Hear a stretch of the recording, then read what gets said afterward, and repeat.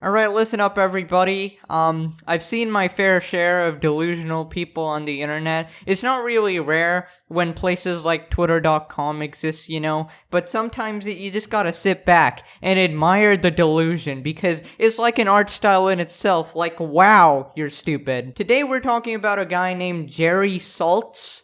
My guy has salt in his name, that's kind of weird, but okay, dude.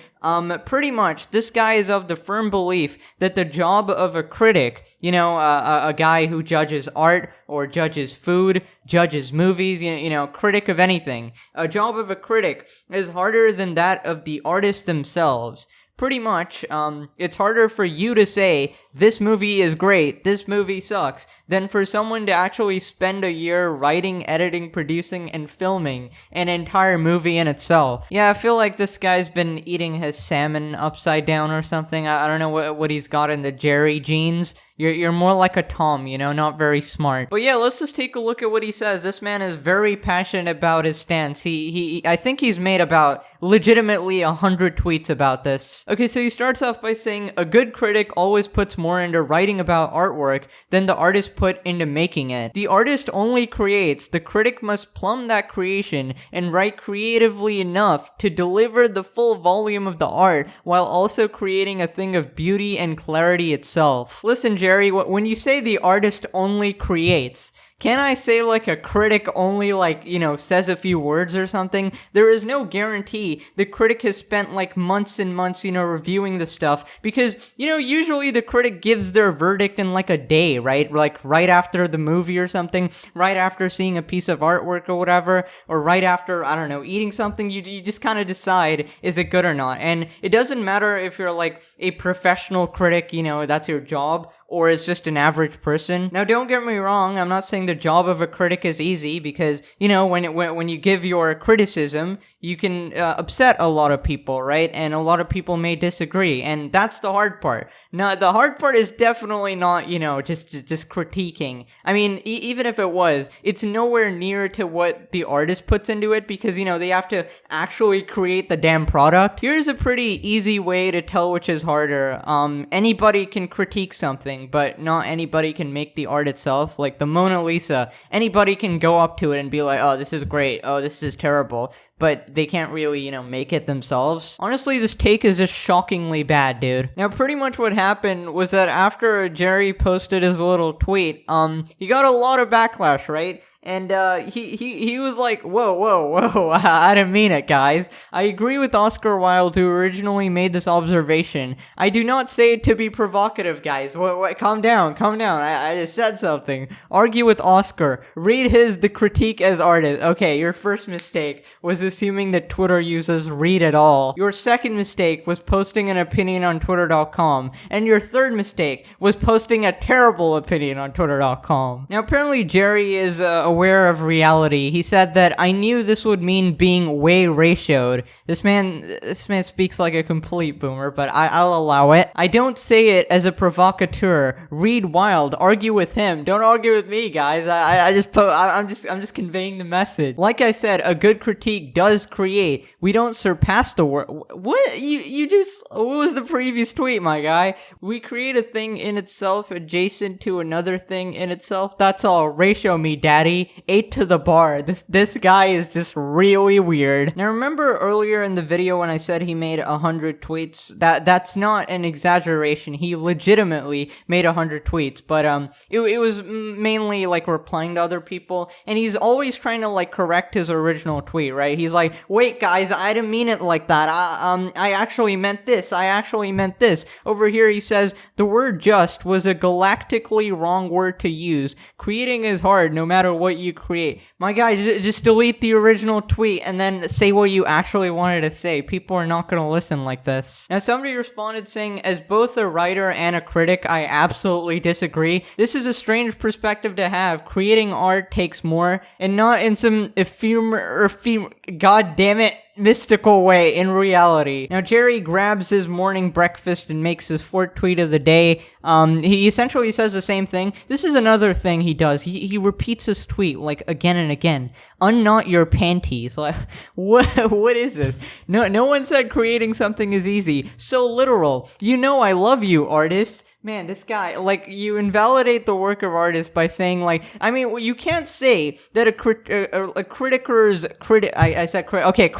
job is harder than an artist, and then say, I love you, artist, because there's like, you're placing yourself at such a high standard for absolutely no reason. Listen, Jerry, you gotta understand, if somebody spends 2 hours on a meal, I can just be like, okay, take a bite and be like, oh, it's trash, boom. Did I spend more time than, oh my god, I can't, man. Somebody said, holy frick, this is a bad take, wow. Jerry responds saying, you could be right, but write a review of a book, and whatever the book happened to be, make the review a thing in itself, be original, poetic, perceptive, clear. Any book. The review should be no less than 750 words, no more than 950 words. Then get back to me. Make it beautiful. Jerry, sit back down on the goddamn wheelchair, dude. What is this? Are you my college professor now? Also, why does the review have like a specific word limit, and why can it be any book? Clearly, then the critic's job isn't too hard, is it? I feel like Jerry is the type of guy I could like cheat at while playing games, right? You know, I could be playing Uno and then place down 3 cards under one of my cards.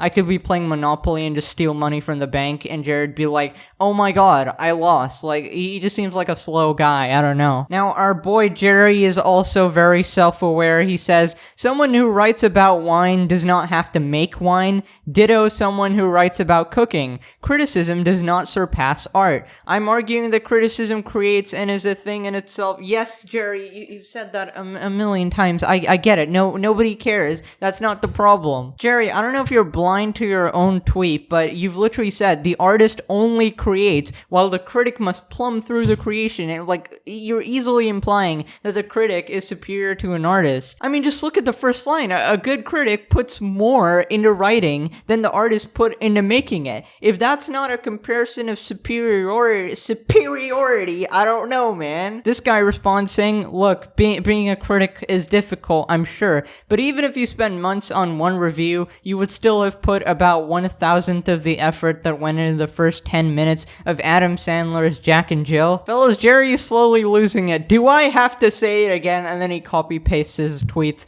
telling us to unknot our panties. I swear to god, this guy's like the least intimidating boomer of all time. Listen, I just heard myself back, and I think I've said Jerry about 500 times this video, so I'm gonna call him Mr. Salt now. Mr. Salt says, criticism is very, very different from art in one respect. Criticism is very here today, but very gone tomorrow. Good criticism has a much shorter possible lifespan as good art. A critic really exists in the present. Art is in the present, but possibly time too, not criticism. Thank you, Jerry. I'm sure the artists appreciate it. Alright, here we have a person pointing out the obvious. I've spent 2 years creating, imagining, writing, revising, rewriting, rebuilding, tearing apart, research. Okay, dude, I get it. And trying to perfect my current novel. Oh, wow. Will you, Jerry, take 2 years and thousands of hours to read, understand, and critique it?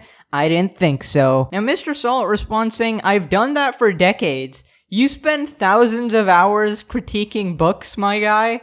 I don't know, man. Even if your critique is, like, just beautiful, I don't think it's worth it at that point. Mr. Salt, you're like the type of guy who digs with his hands, you know, trying to make space for, like, a house or something, and then you boast about how much work you've done, but then there's a guy who used one of the machines and did it way quicker, and you're like, but yeah, I did more work. Like, yeah, you did more work. I mean, you put in more effort, but, you didn't do more work, you know? Now, Mr. Salt has a little epiphany, but you could be right. Oh, God. Is Mr. Salt admitting defeat? This is unheard of. Perhaps someday critics will see that much in your work that entices them to plumb through depths. I hope so. Really. Thank you. Alright, I think it's only fair that I give my own critique to Mr. Jerry here.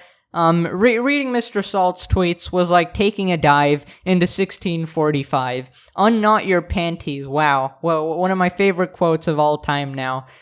Truly a roller coaster of emotions displayed by main character Jerry over here. He tried to fight the Twitter mob, but alas, Jerry was slain by the army of, 12-year-olds.